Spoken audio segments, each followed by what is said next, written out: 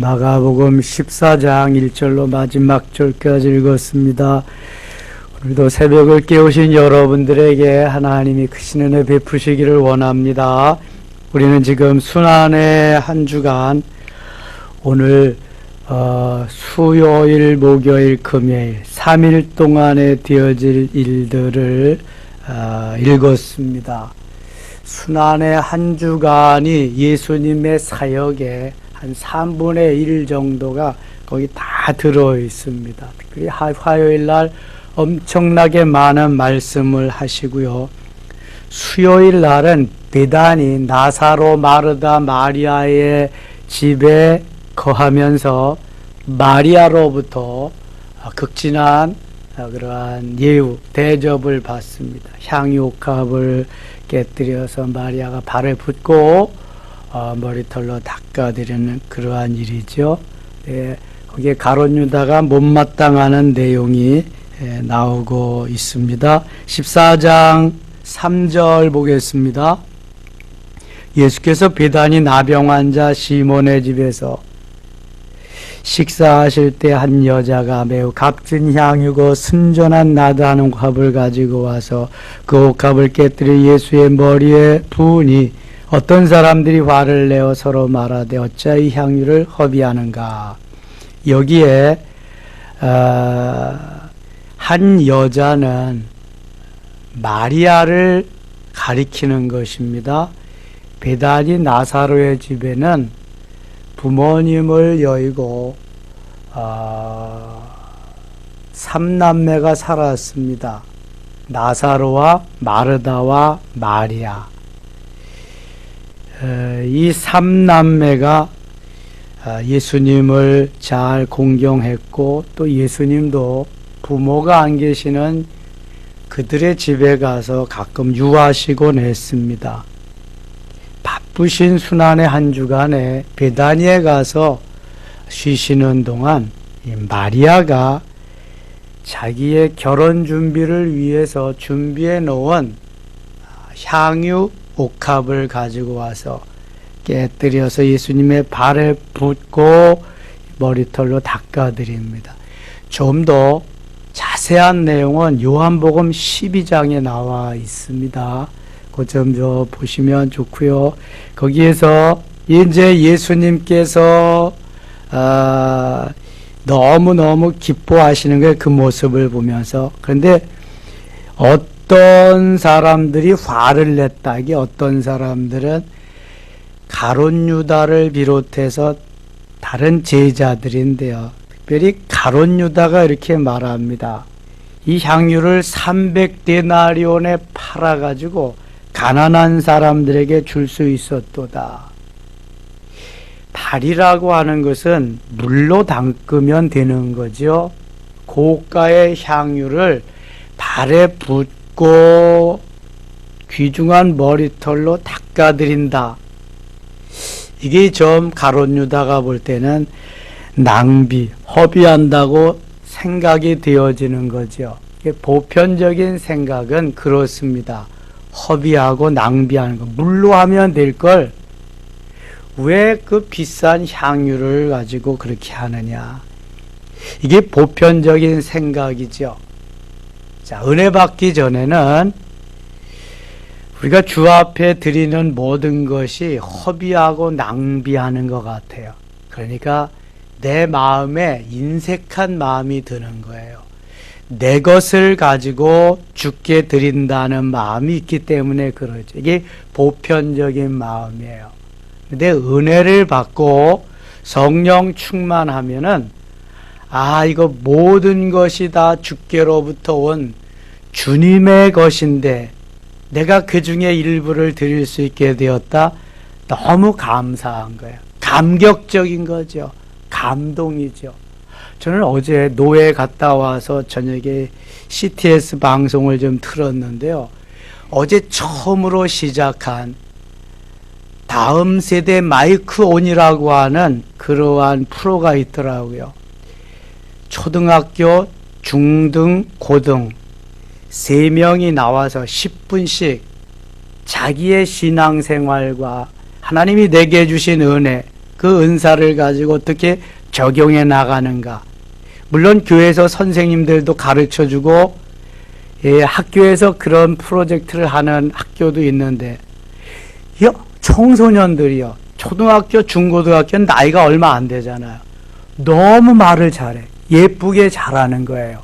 그리고 자기의 비전을 솔직히 다 말하는데 웬만한 어른들보다 낫더라고요. 그런데 고등학생이 나와서 무슨 얘기를 하냐면 자기네 아버지는 너무 잘 나가고 일반 사람들이 부러워하는 억대 연봉을 받고 그랬는데 그게 잘못되어 가지고 가산이 그냥 막 집이 무너질 정도로 그렇게 돼서 아버지는 가출을 하셨는지 세상을 떠나는지, 그래서 어머니가 자기 남매를 키우는데 너무 힘들고 어렵고 그런 세월을 보냈다고. 그래도 자기는 하나님의 은혜로 그렇게 살아왔는데, 자기가 은혜를 받으니까 살아있는 것이 감사하고, 새끼 먹을 수 있는 것이 감사하고, 저녁에 잘 때 추울 때 이불 덮을 것이 있는 것이 너무 감사해서 하나님 앞에 감격했다고.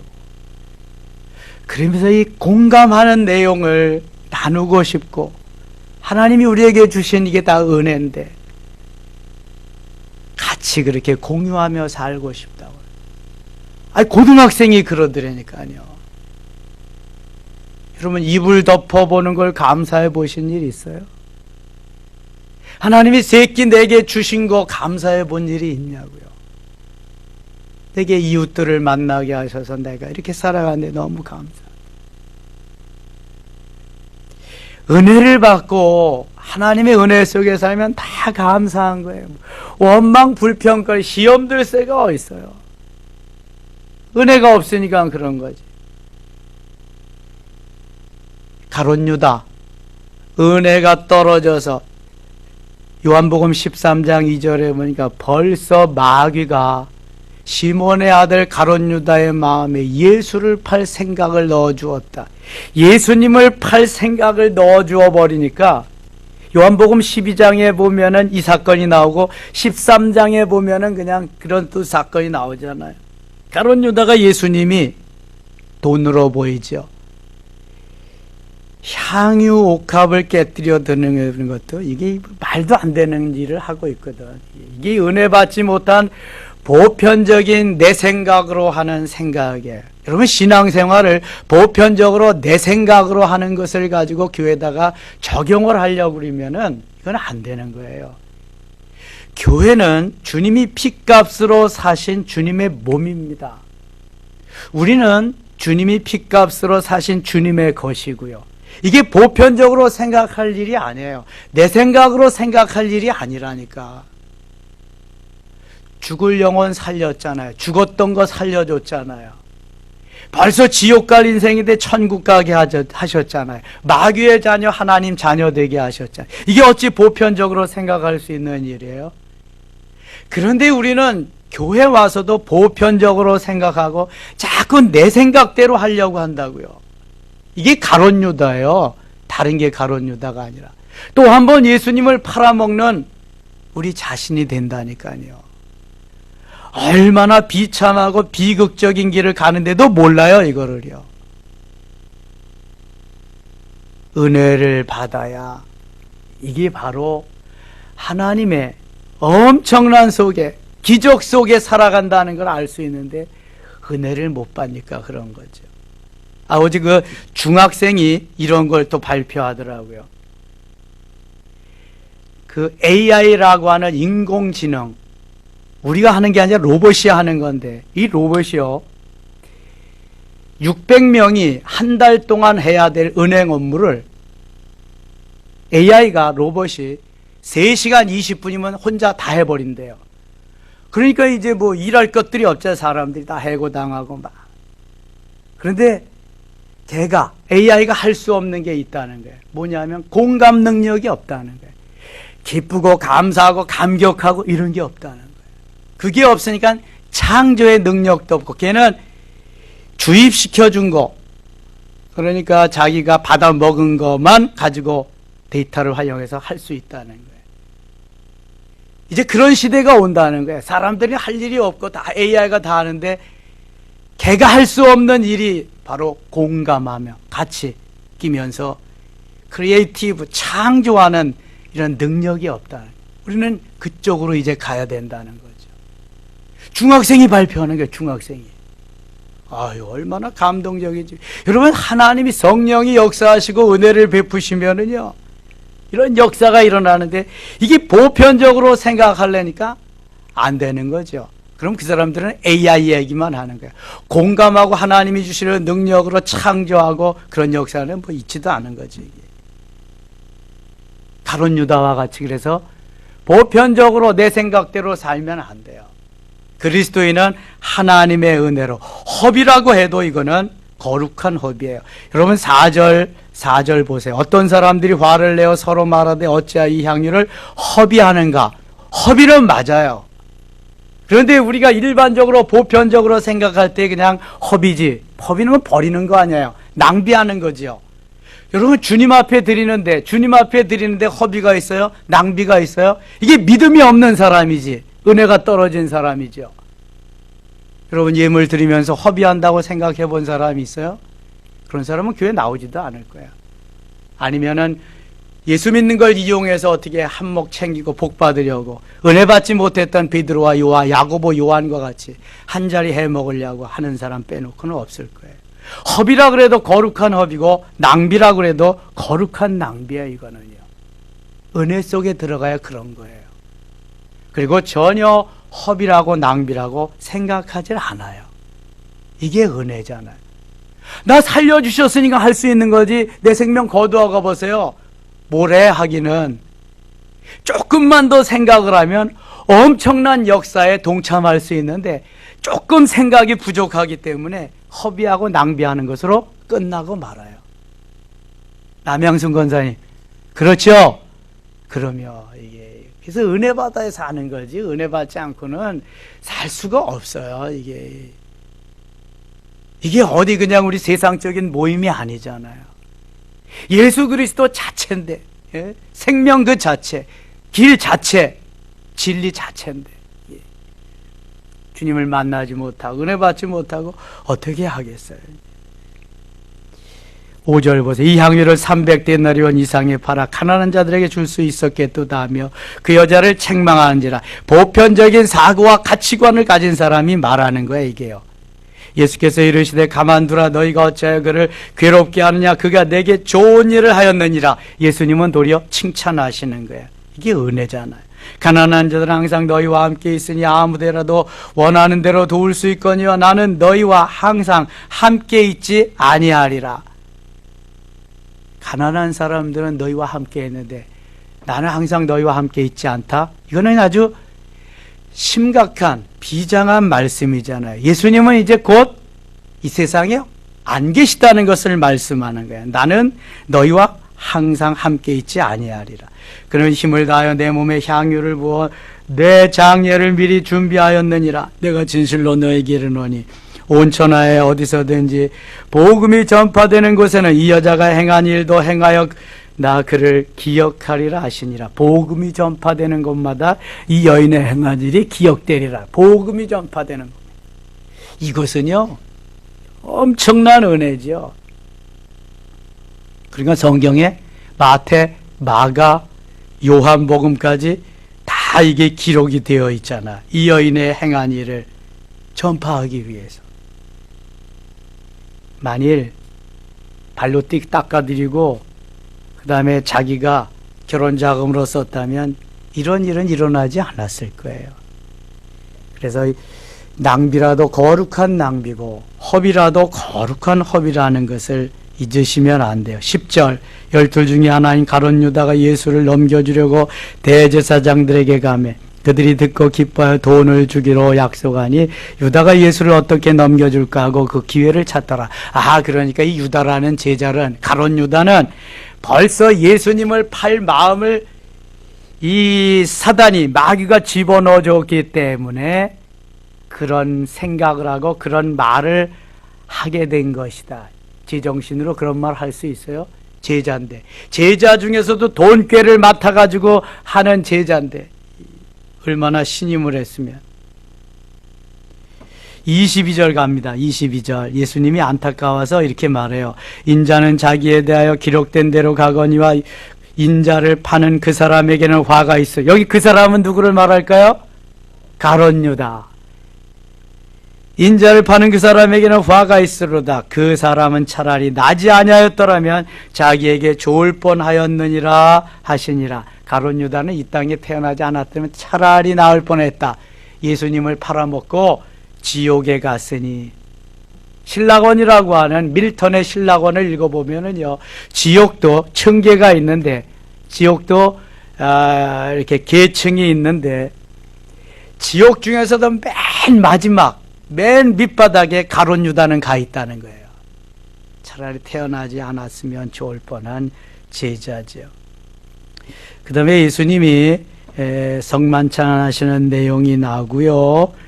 성만찬 예식이 끝나면서 베드로가 예수님을 부인할 것을 예수님이 말씀하십니다. 28절 보면 그러나 내게 살아난 후에 너희보다 먼저 갈릴리로 가리라. 베드로가 여짜오되 다 버릴지라도 나는 그리하지 않겠나이다.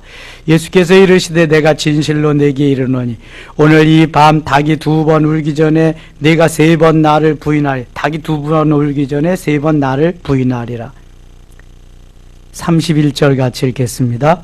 베드로가 힘있게 말하되 내가 주와 함께 죽을지언정 주를 부인하지 않겠나이다 하고 모든 제자도 이와 같이 말하니라. 내가 죽을지언정 주님을 부인하지 않겠습니다. 수제자 베드로가 그러니까 다른 제자도 저도 아닙니다. 저도 부인하지 않겠습니다. 다 버릴지라도 저는 안 버리겠. 제가 누굽니까? 제가 수제자 아닙니까? 이런 말은 없어도 베드로는 아주 힘있게 말합니다. 다혈질이고 성질이 급하기 때문에 베드로는 가만히 있을 수가 없거든요. 그러니까 고백도 제일 먼저 하지만 부인도 제일 먼저 하는 거, 모른다고 하는 것. 겟세마네 동산에 성만찬 예식을 하고 목요일날 늦게 올라가십니다. 겟세마네 동산은 누가복음에 보면은 감람산으로 되어 있어요.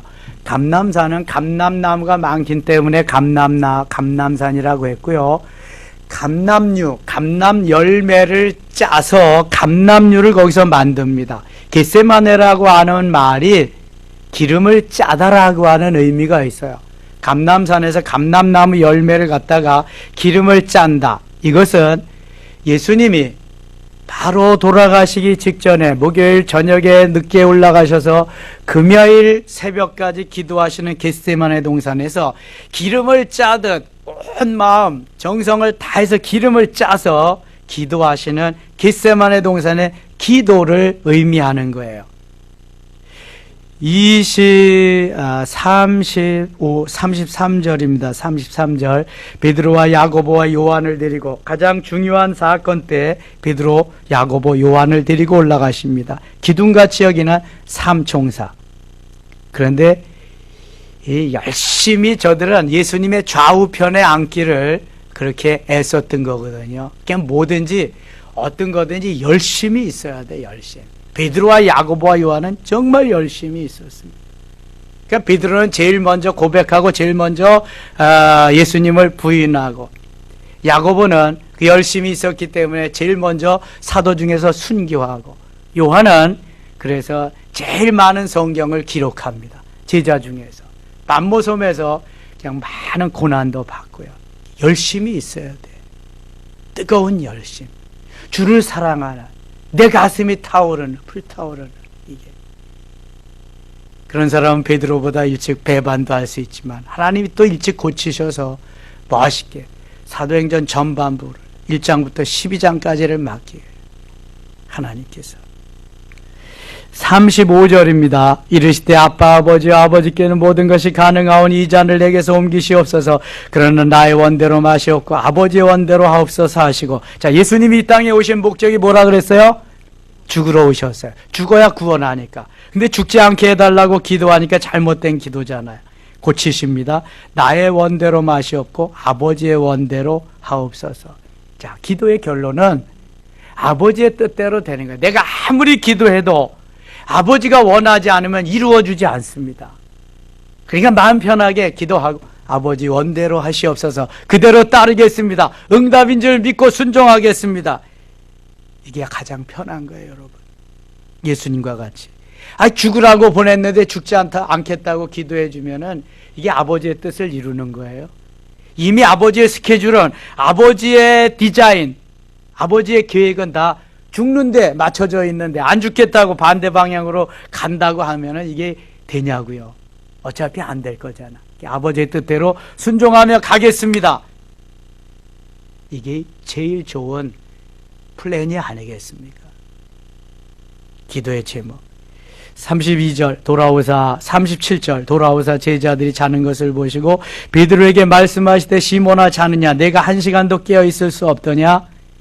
시험에 들지 않게 깨어있어 기도하라. 마음에는 원이로되 육신이 약하도다. 시험에 들지 않으려면 깨어 기도해야 된다는.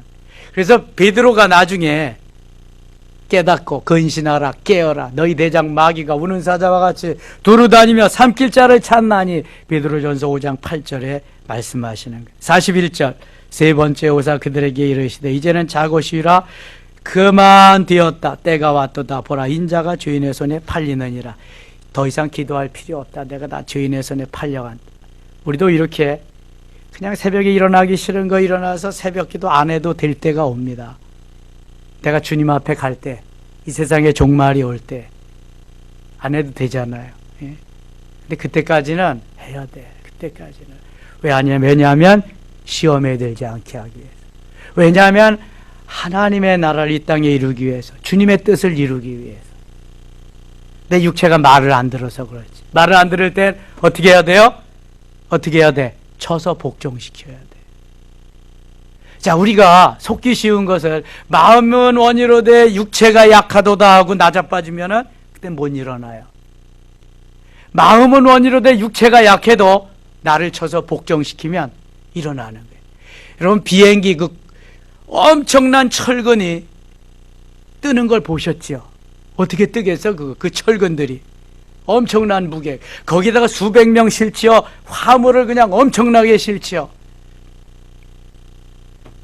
기름을 떼는 거야. 기름. 원유를 정제하면은 제일 좋은 기름이 비행기 뜨게 하는 기름이에요. 그 다음에 기름이 휘발유, 자동차 가게 하는 기름, 그 다음에 경유, 그 다음에 석유, 그 다음에 이제 찌꺼기, 아스팔트 이런 거 나오는 거 하는 거잖아요. 제일 좋은 기름으로 막 떼가지고 불을 붙여서 힘이 있게 그렇게 시동을 해서 막 불을 해서 불을 뿜어가지고 나중에 그냥 폭발적으로 일어날 때 붕 하고 뜨는 거예요, 이게. 자, 육신이 약하도다. 시험에 들지 않게. 마음은 원이로되 육신이 약하도다. 주저앉으면 돼요, 안 돼요? 요건 핑계예요. 요건 합리화예요. 마음이 없으면 뭐가 생긴다가? 뭐가 생긴다? 핑계가 생기는. 마음이 있으면 뭐가 보인다? 길이 보이는 거예요. 나를 쳐서 복종시키고 그때부터 일어나자 하면은 하나님이 길을 열어줘. 길을 보여줘. 근데 마음은 원이로되 육신이 약하도다 하면 그때부터 뭐가 생겨요? 핑계가 생기는 거예요. 야, 오늘은 피곤하니까 좀 더 자자, 좀 더 눕자, 좀 더 조이자. 오늘 할 일 많으니까 이렇게 되는 거예요. 똑같은 현실 속에서 내가 어떤 마음을 갖느냐에 따라서 달라지거든요.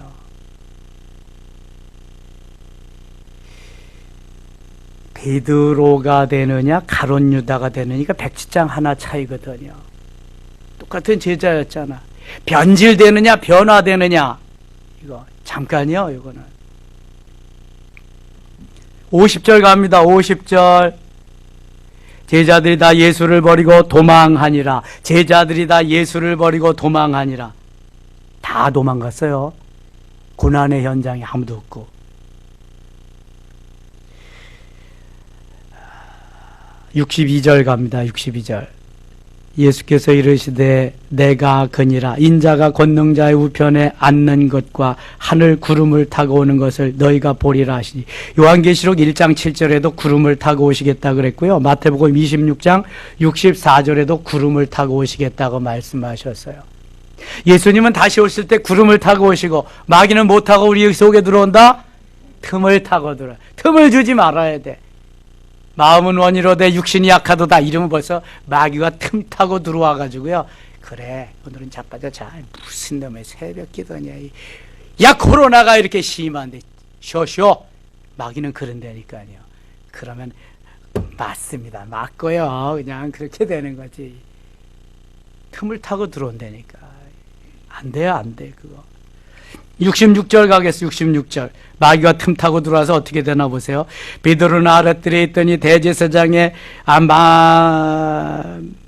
여종 하나가 와서 베드로가 불 쬐고 있는 것을 보고 주목하여 이르되 너도 나사렛 예수와 함께 있었도다 하거늘. 베드로가 부인하여 이르되 나는 네가 말하는 것이 무엇인지 알지도 못하고 깨닫지도 못하겠노라 하며 앞들로 나갈새. 아니, 수제자라고 난리치고 다 버려도 자기는 안 버리겠다고 하던 베드로가 나는 아니라 그럽니다. 부인의 첫 번째.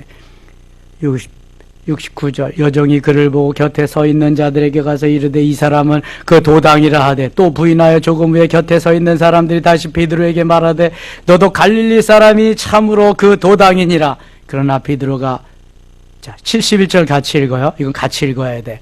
그러나 베드로가 저주하며 맹세하되 나는 너희가 말하는 이 사람을 알지 못하노라 하니. 핑계가 생겼는데요. 핑계만 대면 되는데 여기에다가 아니 3년 동안 먹이고 입히고 가르쳐주고 별 더 좋은 걸 다 주었는데, 아니 그 선생님, 그 주님께 저주할 일이 뭐가 있겠어요. 베드로가 저주하며 또 맹세까지 해서, 저주해서 맹세까지. 이게 말이죠, 예수님을 떠나면서 나를 합리화시키고 핑계대는데 가장 좋은 방법이 이거예요. 나는 전혀 상관이 없다. 난 잘못한 게 없다. 그리고 저주하고 맹세하는 거. 그럼 내 곁을 떠나는 사람들을 보세요.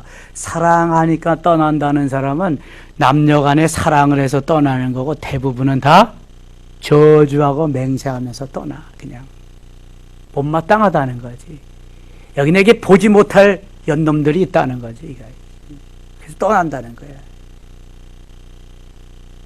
베드로는요, 아무리 정당하게 자기가 말했지만 저주하며 맹세하는 거 돼요, 안 돼요?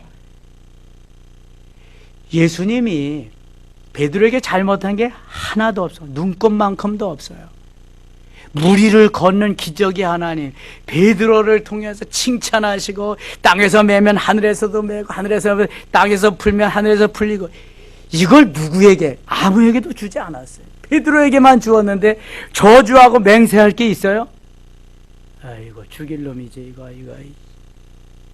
이게 제자예요. 3년 동안 배와 금을 다 버리고, 그 다음에 처자식 버리고, 모든 것 다 버리고 예수님을 따라서 예수님과 함께 먹고 마신 세월이 3년이라니까. 3년, 하루 이틀도 아니고. 그런데도 이 정도인데 여러분 한번 생각해 보세요. 이렇게 예수님이 수십 년 믿었어요. 계속해서 예수님 따르고 그랬어요. 그래도 은혜 받지 못하면은요, 베드로와 같이 될 확률이 언제든지 있는 거예요. 우리가 배와 금을 버려봤어요? 처자식 버려봤어요? 부모 형제 버려봤어요? 그런 거 안 해봤거든. 예수님과 3년 동안 함께 먹고 마시며 동고동락하면서 그렇게 합숙해봤어요? 그런 것도 없잖아. 그러니까 우리 속에 이럴 배반할 확률은 너무너무 많다. 그런데 변화되면은 그거 다 회개하고 돌아와서 순교의 자리까지 간다. 그게 무슨 사건이에요? 오순절 사건. 오순절 사건이 그래서 중요한 거예요. 그래서 엄청나게 중요한 거예요. 이게. 저는 하루에 3장씩 6페이지씩 이거 읽고 말씀 전하는 거 너무너무 감사해요. 그렇지 않으면 언제 이런 거 그냥 디테일하게 세부적으로 할 수 있겠어요. 72절 읽고 마칠게요. 72절. 닭이 곧 두 번째 울더라. 이에 베드로가 예수께서 자기에게 하신 말씀 곧 닭이 두 번 울기 전에 내가 세 번 나를 부인하리라 하심이 기억되어 그 일을 생각하고 울었더라. 그 일을 생각하고 뭐 울었지만 그때뿐이지. 만일 여기서 진정한 회개가 있었다면 베드로는 예수님께 가서 십자가 베드로가 지고 가야 돼. 내가 다 책임지겠습니다. 내 잘못입니다. 수제자 내가 책임지게 이래야 돼. 저는 이거 읽으면서요 무슨 생각이 나냐면 전두환이하고 장세동이 생각이 나더라고. 오공화국에 장세동이라는 사람이 있었는데요, 전두환이가 나타나면 내가 다 책임지겠습니다. 제가 다 하겠습니다. 제가 잘못했습니다. 딱 와서 막고 있는 거예요. 그러니까 세상 사람보다도 못한 거지. 세상 사람보다. 장세동이만도 못한 거지 베드로가. 여러분 정말 신앙생활 잘해야 됩니다. 예수 내 생명인데, 예수 내 구주, 예수님 나의 전부, 예수님 나의 모든 것인데 오늘도 주님의 그러한 역사가 이 새벽에 여러분들에게 있어질 줄 믿습니다. 기도합니다. 하나님 아버지 고맙습니다. 여전히 사랑하시며 여전히 은혜 베푸시며 역사하시는 주여 말씀하시고 깨닫게 하시고 더 큰 은혜와 사랑으로 덧입혀 주시옵소서. 예수님 이름으로 기도드리옵나이다. 아멘.